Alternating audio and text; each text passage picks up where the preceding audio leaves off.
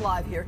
Deputies are working to round up a herd of cattle in a residential area, and we're watching this now as we're following two cows. Here is one. They got separated a minute ago, hit by a car that might have been involved with trying to round them up. We are watching this cow here on the loose in Pico Rivera. Good evening. I'm Alex Michelson with Christine Devine. So often we cover pursuits here at 10 o'clock.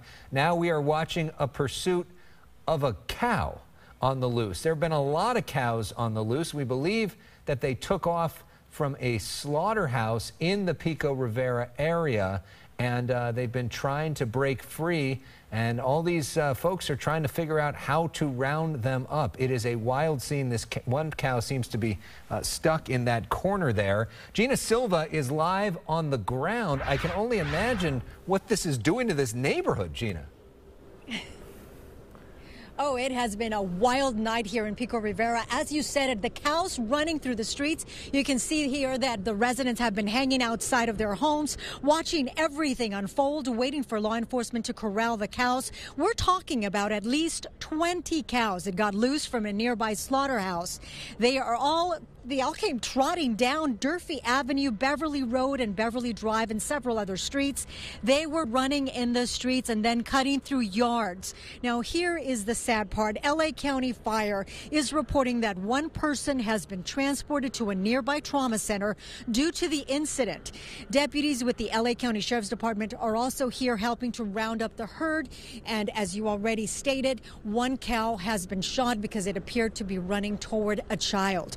So a lot is going on here in this Pico Rivera home. This kind of activity just does not happen anywhere near, well, anywhere really. You don't really see police chasing cows, but that has happened. We spoke with residents in this neighborhood. This was their reaction.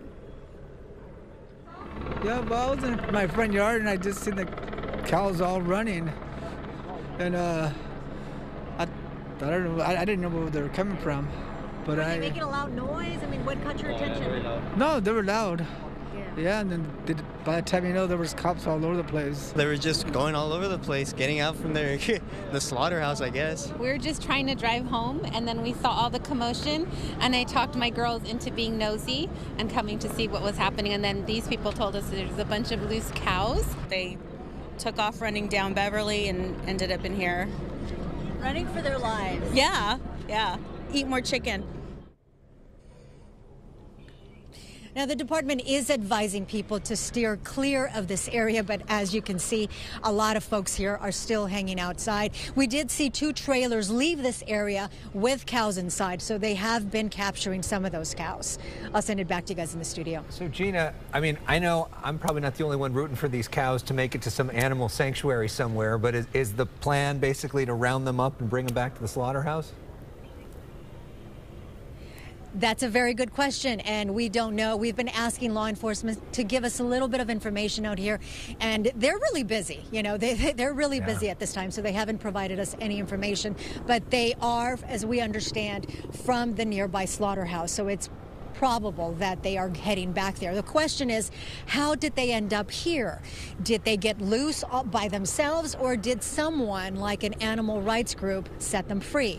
That's a possibility. I know we did see a couple of people here who are animal rights folks, and you know, I asked them, do you know if they were set free on purpose?